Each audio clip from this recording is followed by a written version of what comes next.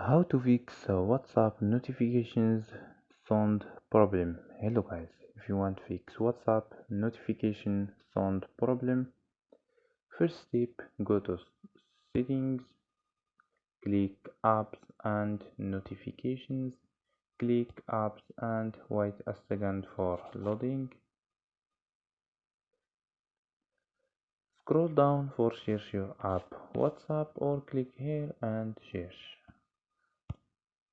Go to force stop and click OK and go to storage and just click clear cache. After these steps, turn on airplane mode and turn off airplane mode. So don't forget like and subscribe. Bye.